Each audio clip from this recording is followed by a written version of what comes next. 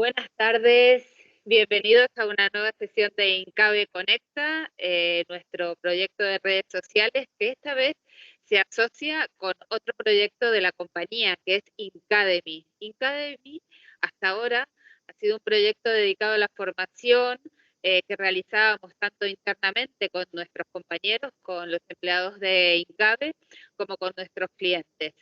Y a partir de ahora se suma con contenidos dedicados a la formación, con una propuesta formativa destinada tanto a profesionales del sector hostelero como consumidores adultos interesados en adquirir conocimientos sobre cerveza, vinos, espumosos, destilados y todas las bebidas que tenemos en nuestro amplio catálogo de bebidas premium.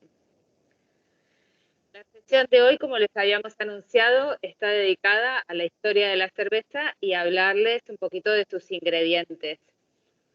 Este es el primer webinar de una serie que vamos a destinar a la cultura cervecera, a hablarles tanto de la historia como de los ingredientes, el proceso de elaboración, los distintos estilos y otros temas que iremos preparando para sorprenderlos. Vamos a comenzar en este viaje que no solamente nos va a llevar a recorrer el tiempo, sino también el espacio. Partimos de aquí, de la costa africana, estos pequeños puntos, la costa africana.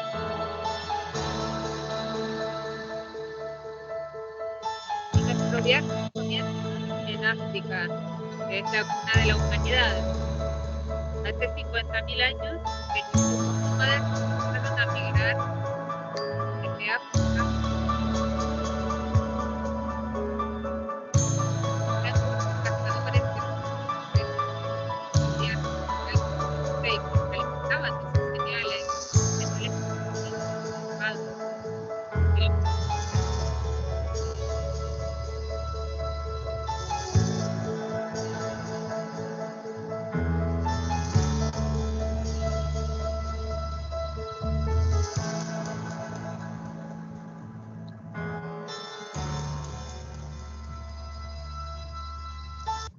lo creo que la música estaba muy fuerte. Bueno, les quería explicar con esa diapositiva que en este viaje que se inicia en África, que es la cuna de la humanidad, hace 50.000 años, de ahí partieron pequeños grupos de personas que comenzaron a migrar, que eran cazadores y recolectores, que se alimentaban de cereales silvestres y cazaban animales. Y estos cereales los comían machacados, triturados y mezclados con agua. Así elaboraban una especie de papilla que era muy fácil de comer y muy energética. Y ese antecedente es el primer antecedente o lo más parecido a lo que luego se convertiría en la primera cerveza. Sabemos que hace unos 10.000 años se produjo una transición extraordinaria en esta zona de Medio Oriente, que hoy vemos en las noticias por hechos, algunos de ellos muy tristes. Esta zona se denominó el creciente fértil. ¿Por qué? Porque era un entorno idóneo tanto para el ganado como para los cultivos. Tenía unos suelos inusualmente fértiles que hicieron posible o que eran muy beneficiosos para la agricultura. Y fue justamente en este lugar donde comienza la historia de la agricultura. Distintos grupos humanos se asentaron en esta zona denominada Mesopotamia también y abandonaron ese estilo de vida nómada para crear las primeras aldeas, que con el tiempo se convertirían en las primeras ciudades del mundo. En 2018 se produjo un descubrimiento clave. Un grupo de investigadores de la Universidad de Stanford encontraron una cueva en Haifa, en el estado de Israel, y ahí hallaron 3 morteros de piedra, como el que se ve en la imagen, en el que había restos de avena, de trigo y cebada malteados. Eso les demostró luego con otros exámenes que hicieron en el laboratorio que esa ese punto había sido un punto donde se había elaborado cerveza, nada más y nada menos que 13.000 años atrás. A partir de los años 60 ha habido distintos arqueólogos que han postulado, que se han posicionado especulando que al final la agricultura, lo que verdaderamente impulsó la agricultura fue esa sed de cerveza que tenía la humanidad y que eso fue lo que motivó que se domesticaran las semillas de trigo y de cebada para poder tener cereal disponible para elaborar cerveza. Y este hallazgo de 2018 demostraría, por los restos arqueológicos que se han encontrado hasta ahora, que la cerveza es anterior al pan. Los restos más antiguos que nos permiten datar la fabricación de pan lo sitúan en el año 11.000, o sea, hace 11.000 años en la zona de Jordania, con lo cual estos restos de Haifa en Israel demostrarían que fue primero la cerveza, el cereal y la agricultura estuvieron enfocadas primero en la cerveza y más tarde en el pan.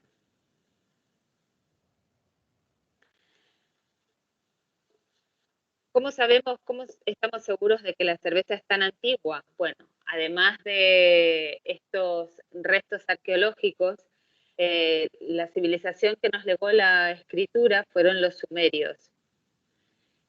Se escucha mucho ruido de fondo. ¿Podrían apagar el micrófono para que no se colara mucho el ruido? ¿Bloquear el micro? Ahí está. Bueno, les decía, la primera receta de la que tenemos constancia en la humanidad es una receta que está escrita en una tabla sumeria, datada en el 3100 a.C., que está expuesta en el British Museum de Londres, que está remarcada aquí en la presentación, es ese triángulo invertido que pueden ver ahí, y esa es la constancia que tenemos de la primera receta. Los sumerios realmente adoraban a la cerveza. De hecho, tenía una diosa propia que es Ninkasi, era Ninkasi, la diosa sumeria de la cerveza. Esa cerveza se hacía a partir de un pan de cebada, tenía muy poco alcohol y no tenía amargor porque hasta muchos siglos después, muchísimos siglos después, el lúpulo no se utilizó. Y el lúpulo es el ingrediente que le da amargor a la cerveza. Con lo cual era una bebida bastante dulce y que tenía una consistencia más parecida a una natilla que a la cerveza que conocemos hoy en día. Los sumerios se lo tomaban tan en serio esto de la cerveza que en el primer código civil de la humanidad, el código penal de la humanidad, que es el código de Hammurabi, se establece que quien adulterara la cerveza moriría, tendría la pena de muerte, además se especificaba que lo sacrificarían ahogándolo en cerveza, y esto data del año 1700 a.C. Y como anécdota, contarles que en Babilonia, por ejemplo, el término luna de miel tiene que ver también con la cerveza, porque en Babilonia los recién casados recibían de los padres un lote de cerveza dulce para que ese primer mes juntos fuera mucho más dulce. Y además se hacía coincidir, se intentaba que coincidieran los matrimonios, las celebraciones matrimoniales con el cambio de luna. Pero quienes realmente pusieron en marcha la primera gran industria cervecera hace unos 4.000 años fueron los egipcios. Ellos lo inventaron casi todo lo que conocemos hoy de cervezas. Le llamaban Henneket, así es, tan parecido a Heineken como suena, Henneket. Y durante el imperio de los faraones adquirió una dimensión industrial. Los márgenes del río Nilo estaban tapizados de factorías cerveceras donde se fabricaban hasta 17 estilos, incluida una sin alcohol. O sea, esto da la pauta del nivel de sofisticación y las técnicas que utilizaban. Se les atribuye también la invención del malteado, aunque según este descubrimiento de 2018, ya los habitantes más primitivos sabían maltear el cereal. que veremos cuando hablemos de ingredientes, veremos en qué consiste maltear, este proceso de malteado. Además, la filtraban, cosa que civilizaciones anteriores sí es verdad que no lo hacían. Los sumerios, por ejemplo, aunque comenzaron a desarrollar técnicas de filtrado, es verdad que la consideraban una bebida eminentemente social.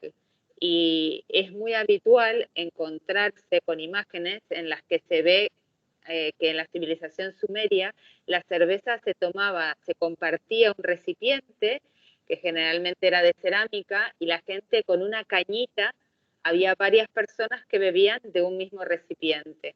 Esto era considerado un signo de amistad, de un acto para confraternizar con los demás. Los egipcios depuraron la técnica de filtrado y de hecho tenían distintos tipos de cerveza dependiendo de la clase social a la que fuera dirigida, porque no todas las clases sociales bebían la misma cerveza. Y además le daban a estas variedades distintos sabores. Recuerden que todavía el lúpulo no se había descubierto, y con el jengibre, la canela y otros añadidos le daban distintas características, perfiles organolépticos. En la época de Ramsés II, en el 1213 a.C., se producían al año en el Imperio Egipcio 4 millones de litros de cerveza al año, 4.000 hectolitros. Esta cantidad tienen que tener en cuenta que aproximadamente en Egipto había una población en la época de unos más o menos 300.000 habitantes. ¿Y cuánto consumían cada uno? Pues lo veremos, porque además la cerveza cumplía distintos roles dentro de esta sociedad. Se utilizaba como dinero y la palabra cash, la palabra anglosajona con la que se denomina el efectivo, viene de esta época.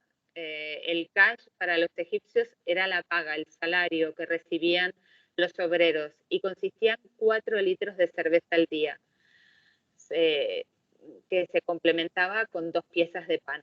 Eso era el alimento, el pan, las cebollas y la cerveza era el alimento del que se nutrían, por ejemplo, los obreros que levantaron las pirámides de Egipto.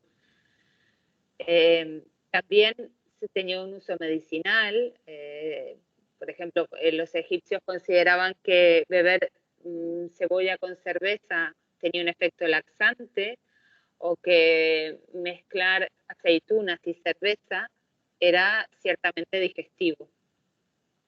También se utilizaba para los ritos religiosos, y en esos ritos, como ofrenda a los dioses, se consideraba Osiris, la diosa de la cerveza, se utilizaba la cerveza sin alcohol. ¿Cómo se le quitaba el alcohol a esta cerveza? Hirviéndola. Lo que se hacía era que se ponía un cuenco de cerveza justo debajo de donde se ubicaba la religiosa que iba a impartir la ceremonia, se hacía hervir, todos los vapores de alcohol subían hasta donde estaba la sacerdotisa y los feligreses que asistían a la ceremonia se bebían el brebaje que quedaba sin alcohol. Y por supuesto que las élites tenían una cerveza mucho más filtrada y más elaborada que las clases bajas. En esta época y durante muchísimos siglos, miles de años, la cerveza fue un oficio femenino. La elaboraban las mujeres. Así se representa en muchísimas obras de arte del Imperio egipcio, de la civilización egipcia. La cerveza también era tan popular que ningún faraón del antiguo Egipto pensó en ponerle un impuesto, pero hubo un momento en el que bajo el reino de Cleopatra la situación económica era tan grave que pues decidió impulsar una tasa que gravaba la cerveza. Esta acción fue el principio del fin del imperio egipcio, y lamentablemente a los egipcios les siguió la hegemonía del mundo conocido de este personaje. De Osiris perdió importancia y el mundo empezó a girar en torno a Baco. y a Augusto, el emperador que inicia el Imperio Romano que nace en Roma y se expande por todos los márgenes del Mediterráneo hasta conquistar casi todo el mundo conocido. Grecia, Egipto, Francia, bueno, lo ven aquí en la imagen. Eran los amos del mundo, reinaron durante 5 siglos y claro, para los romanos la cerveza era considerada una bebida de bárbaros. ¿Y quiénes eran los bárbaros? Los bárbaros, los que habían quedado fuera de los márgenes del Imperio Romano.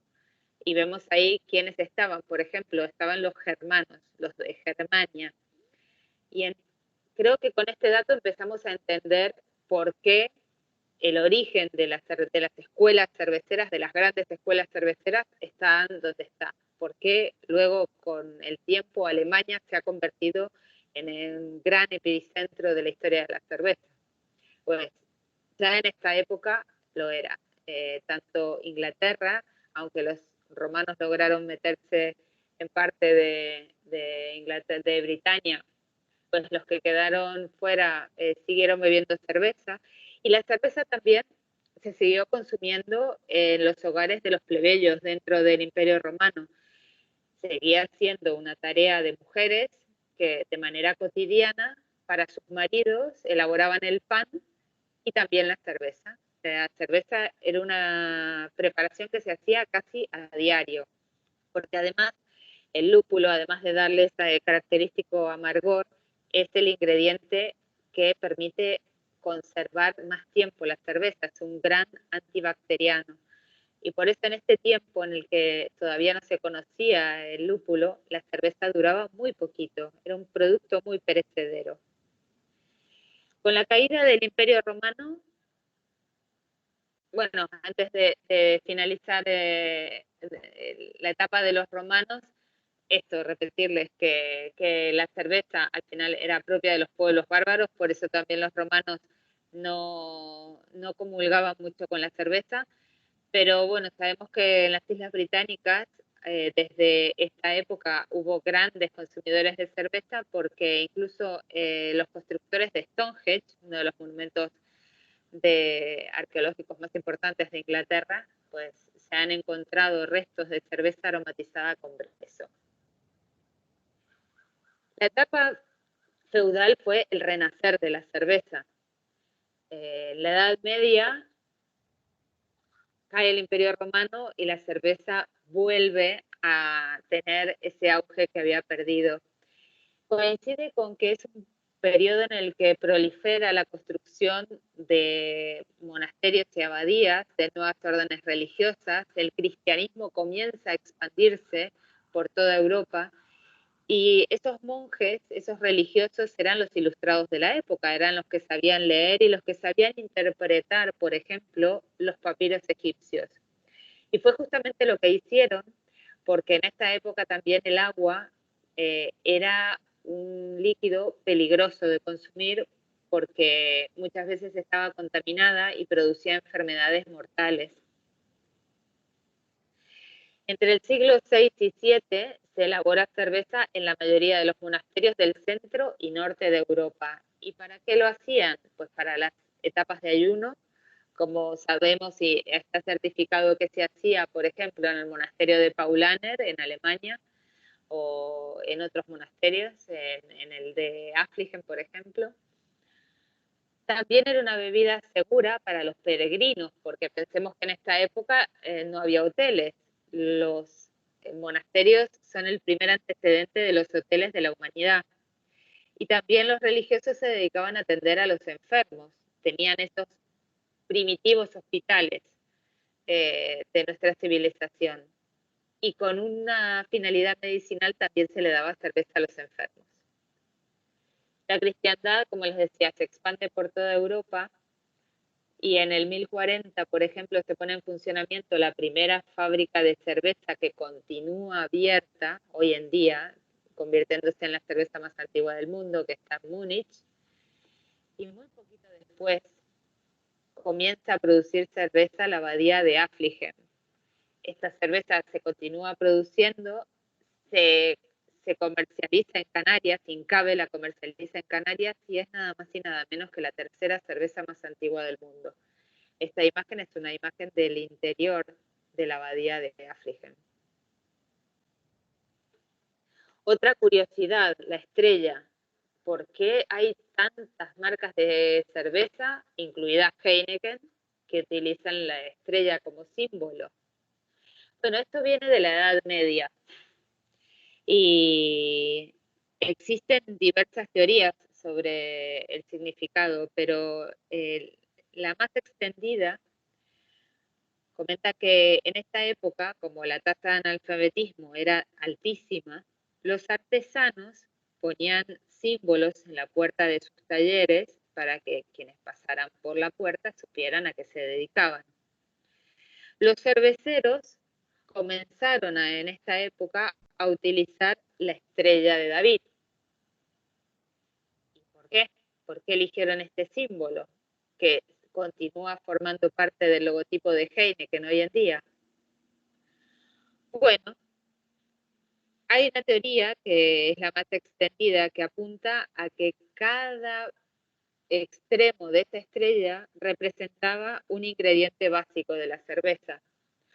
Uno era la tierra, donde crece el cereal, otro era el fuego necesario para maltear ese cereal, el agua, que en una proporción altísima es el ingrediente fundamental de la cerveza y en una proporción altísima forma parte de la cerveza, y el aire, porque a la cerveza se la dejaba reposar para que esa crema de cereal y agua se convirtiera en cerveza. Pero hay un quinto elemento que nos falta, y es la magia. Los habitantes de la Edad Media consideraban que había una proporción de magia en cada cerveza. No entendían qué era lo que convertía ese cereal con agua, lo transformaba en algo diferente que les alegraba el alma y les daba tanta alegría, ¿no? Y les regalaba momentos eh, de ocio y de amistad muy importantes. Desde un primer momento, la cerveza fue una bebida muy social. Damos otro salto en el tiempo y nos colocamos en la Edad Moderna. ¿Y por qué pongo esta foto de La Gomera?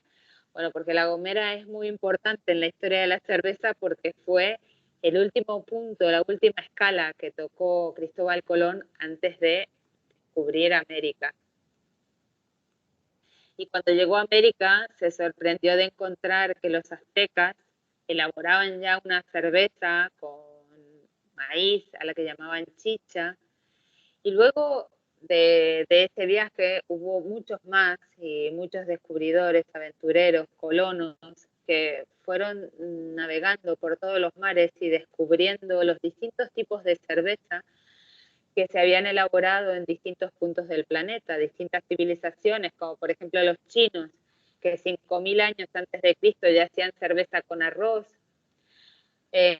los griegos y los bárbaros que expandieron la cerveza por toda Europa, o los egipcios, como les contaba antes, que ya 2.000 años antes de Cristo tenían una auténtica industria cervecera. En la Edad Moderna, que comenzó con el descubrimiento de América en 1492, también hubo grandes hitos de la historia de la cerveza.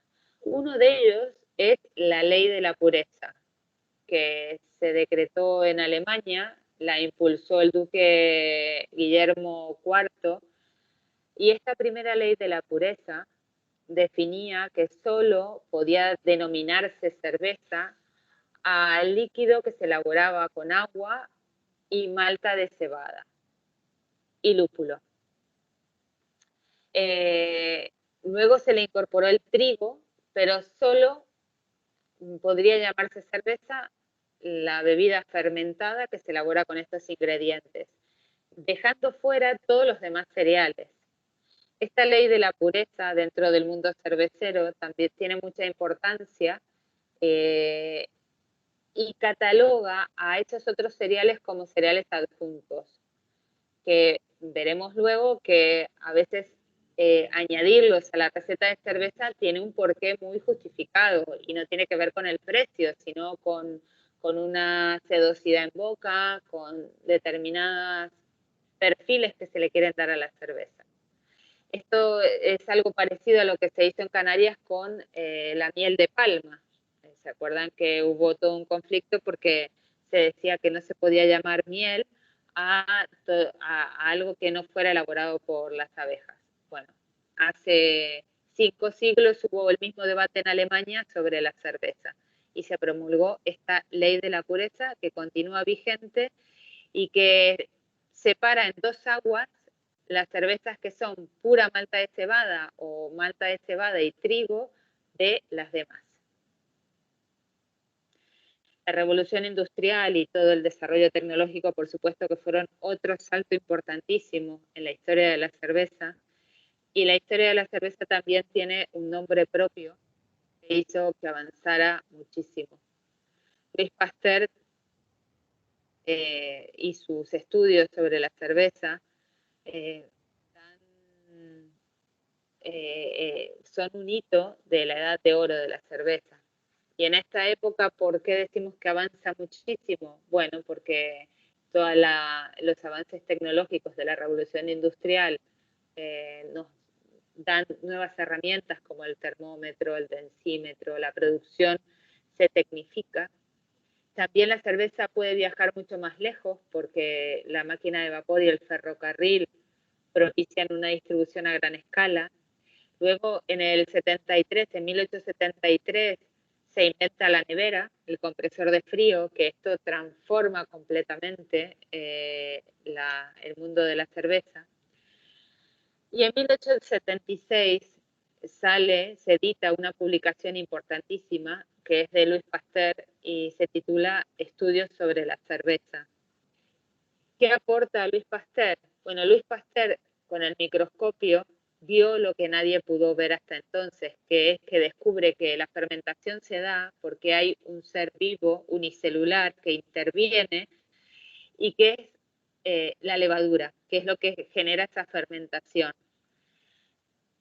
Entender cómo se producía permitió luego controlar la fermentación, algo importantísimo en la industria.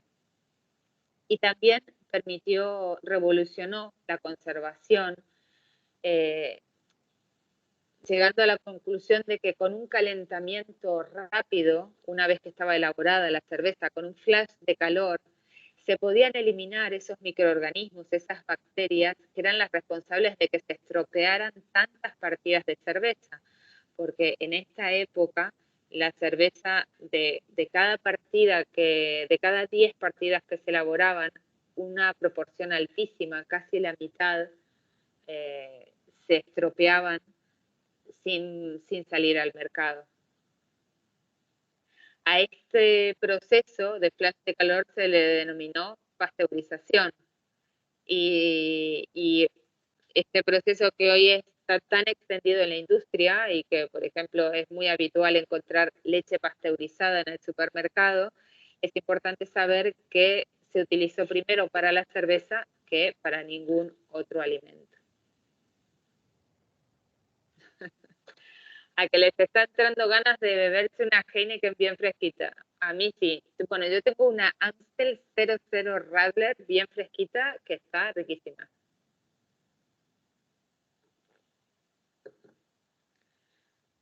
Vamos a hablar ahora de los ingredientes. Luego de la introducción que les hice, nos queda claro que la cerveza es la bebida alcohólica más antigua del mundo y que se elabora a partir de 4 ingredientes naturales. Vamos a ver en qué proporción están presentes esos ingredientes en un vaso de cerveza. Y ahí lo tienen. Como ven, la cerveza es básicamente agua, malta de cebada, levadura en una proporción muy pequeña y lúpulo. También muy poquito. El lúpulo es el ingrediente más caro. Pero no se puede usar cualquier agua para hacer cualquier tipo de cerveza. Aquí cada ingrediente tiene que estar preparado para cada tipo de cerveza que vamos a elaborar. A ver, y esto nos da también una pista de por qué fueron surgiendo los distintos estilos de cerveza. Sabemos que en distintas partes del mundo el agua puede ser de superficie, de río o subterránea, como es el caso de Canarias. Nuestras aguas vienen de galerías subterráneas del subsuelo. Mientras permean por la roca, van adquiriendo un montón de minerales. Esas aguas son aguas más duras, como el agua de Canarias. Si Canarias hubiera tenido una cerveza primitiva, aquí se hubiera hecho una cerveza muy parecida a la que se desarrolló en Inglaterra, porque en Inglaterra también hay aguas muy duras.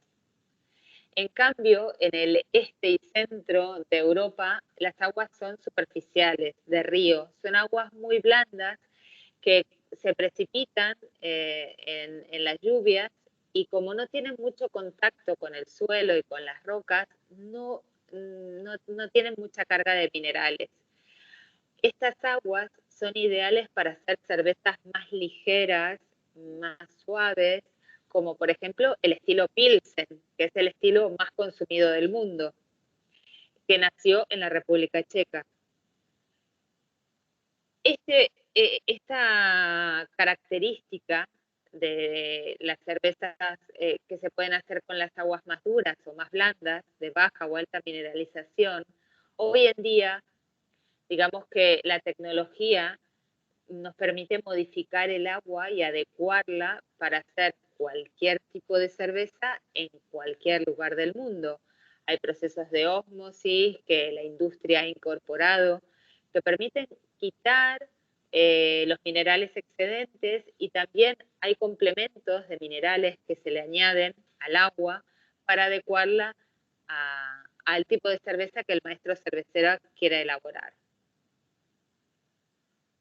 La cebada. La cebada es el cereal que nunca puede faltar en la receta de cerveza. Y veamos por qué. La cebada tiene un alto contenido de almidón. El almidón es lo que es un carbohidrato complejo que en el proceso de malteado se convierte en azúcar simple. Es como, para explicarlo gráficamente, si tuviéramos una papa que queremos convertir en un sobre de azúcar. ¿Por qué queremos hacer eso? Porque la levadura solo es capaz de digerir el azúcar, no puede comerse una papa. Además, la cebada trae incorporadas unas enzimas que se encargan de hacer esta transformación, de transformar estas cadenas largas de azúcar en cadenas cortas fáciles de digerir. Y no genera turbidez. Por eso decimos que es el cereal ideal, el alma de la cerveza. El tipo de cereal que utilizamos en la receta, ¿qué condiciona? ¿Qué determina? Pues va a influir en el aroma, en el sabor y en el cuerpo. Y además sus proteínas, el nivel de proteínas que tenga el cereal que vamos a utilizar, determinará la cantidad de espuma que tenga la cerveza. Aunque en la espuma también tiene su incidencia el lúpulo. Pero como les había mencionado antes, hay muchísimos otros cereales que dentro de la industria se utilizan. Por ejemplo, veíamos antes que en China se hace una cerveza con arroz. ¿Por qué en la industria se utiliza hoy en día el arroz? Bueno, el arroz suaviza la cerveza, la suaviza y le da ligereza. El trigo potencia el sabor sin oscurecerla y el maíz acentúa los sabores dulces, por ejemplo. Pero cuando vamos a mezclar cereales, la proporción de la receta siempre tiene que ser como mínimo de un 50% de cebada. ¿Por qué? Por lo que veíamos antes, porque la cebada es la que tiene más obreros, digamos, dentro, incorporados, más enzimas capaces de hacer esta transformación para alimentar a la levadura y porque también tiene un alto contenido de azúcares. ¿Cómo se realiza? ¿Qué diferencia hay entre la cebada o cualquier cereal y el cereal malteado? Les voy a explicar en qué consiste la fabricación de malta. Comienza con el remojo del cereal. Nosotros en la industria este proceso ya lo realizan empresas especializadas en malteado. Lo que hacen es llenar unas piscinas olímpicas de agua con un fondo que tiene pequeños agujeros que luego permiten drenar esa agua. El cereal se pone en remojo y se aumenta la humedad del 12 al 45%. En esto tardamos unas 40 horas aproximadamente. Una vez que la semilla tiene esta humedad, comienza a germinar, porque la semilla entiende que si hay humedad y hay una buena temperatura, va a poder crear una nueva planta. Se están dando las condiciones para que de esa semilla salga una planta nueva. Durante 7 días se deja que la semilla germine. La semilla resucita y sus enzimas se activan para comenzar a producir esa nueva planta. Pero a los 7 días se corta el proceso porque en este proceso la semilla está consumiendo parte del azúcar que tiene, porque los azúcares son la energía, el almidón es la manera en la que se almacena esa energía necesaria para que la semilla pueda crear una nueva planta. Y no nos interesa perder el azúcar en este proceso. Cuando se corta el proceso, esa semilla se tuesta. Y dependiendo de la intensidad del secado y del tostado que le demos a ese cereal germinado, tendremos un color y un tipo de semilla ideal para una cerveza, para un estilo de cerveza o para otro. El secado comienza a 50 grados hasta el 10% de la humedad y luego aumenta según el tipo de malta que deseemos elaborar. Y así es como convertimos una semilla de cereal en un cereal malteado. Esto se hace, la finalidad del malteado se hace para poder romper la capa de celulosa que recubre al cereal y poder acceder a estas reservas de azúcares, porque la celulosa si no sería impenetrable, aunque dejáramos en remojo o en la semilla no lograríamos poder extraer esos azúcares. Entonces no solamente consiste en activar las enzimas, sino también en hacer que se abra esa capa de celulosa, que es tan potente que es la que, por ejemplo, consigue que los árboles se mantengan en pie, aunque no tengan columna vertebral. Y vamos a hablarles del lúpulo. El lúpulo es el ingrediente más caro, como les comentaba antes, y es el ingrediente más moderno. Utilizarse gracias a Santa Hildegarda, que fue una joven que fue recluida en una abadía por su familia, tenía 14 hermanas y sus padres la metieron en un convento y ahí ella floreció como intelectual, se dedicó a la música, a la literatura y también a la botánica. Y en una de sus investigaciones descubrió que el lúpulo, la flor femenina del lúpulo, tenía unas cualidades para hacer cerveza mucho más ligeras, obtenía cervezas más ligeras y era un gran conservante, mucho mejor que el gruit. El gruit era una mezcla de hierbas que se usaba en la Edad Media, que incluso se cobraban impuestos por el gruit. Los señores feudales tenían ingresos muy interesantes a partir de la venta de esa mezcla de hierbas.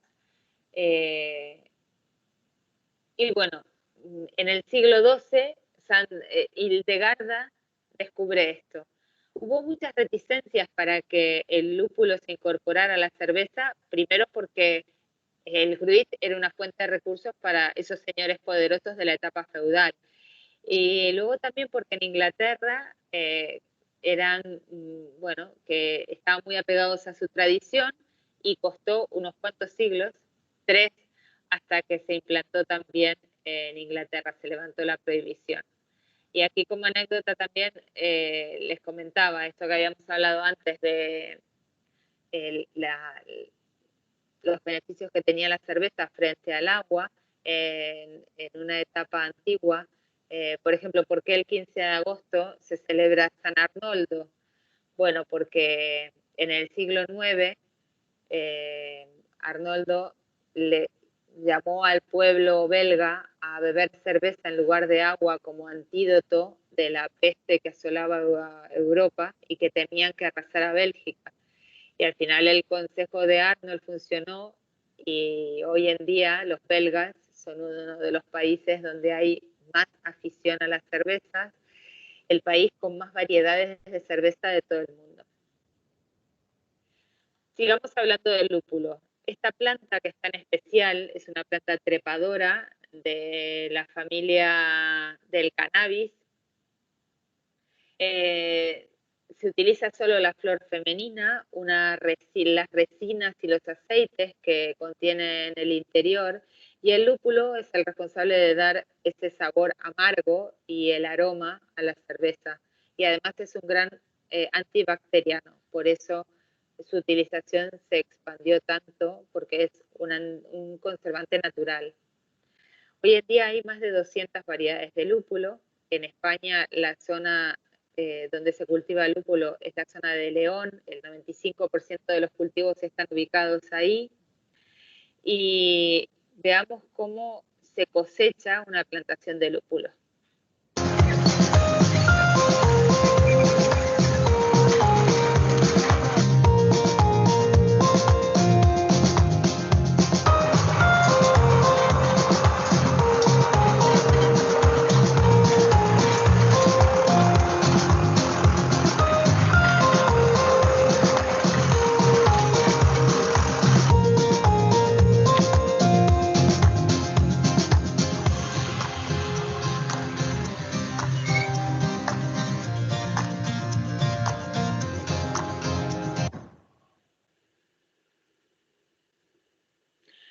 Bueno, esa altura impresionante que veían que tiene el lúpulo, eso en un solo año crece hasta 8 metros. Es una planta que en su apogeo crece más de 25 centímetros al día. Es una planta trepadora que crece muchísimo, que demanda muchísimas horas de sol, que aquí en Canarias lamentablemente no se ha dado bien, y que, bueno, que se consume tanto dentro del mundo cervecero que la producción nacional no es suficiente para atender toda la demanda que hay y bueno, todas las cosechas de los cultivos de lúpulo que hay en nuestro país están vendidas de antemano porque es un ingrediente que la industria, por supuesto, utiliza muchísimo.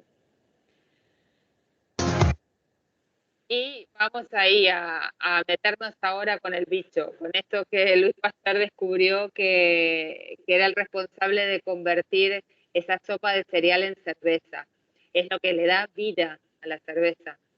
La levadura es ese organismo unicelular que es capaz de comer azúcar, el azúcar del cereal, y convertirlo en alcohol, en gas carbónico y en aromas y típicos, ¿no?, de la cerveza. Es el único ingrediente protegido por patentes. Todas las cervezas tienen su levadura protegida. La levadura de Heineken, por ejemplo, se almacena en Holanda y desde ahí las cepas originales se distribuyen a las fábricas que hay repartidas en 70 países de todo el mundo. Y hay más de 800 tipos de levadura registrados. La levadura también es la responsable de dividir el mundo cervecero en dos grandes familias, que son las cervezas lager, que seguramente habrán escuchado hablar muchas veces, y las ale. Las cervezas lager son las que fermentan en frío, entre los 8 y 12 grados, y las ale son las que fermentan a temperatura ambiente. Por eso, todas las cervezas antiguas, las cervezas y muchas de las cervezas artesanas de hoy en día son de tipo ale, porque hasta que no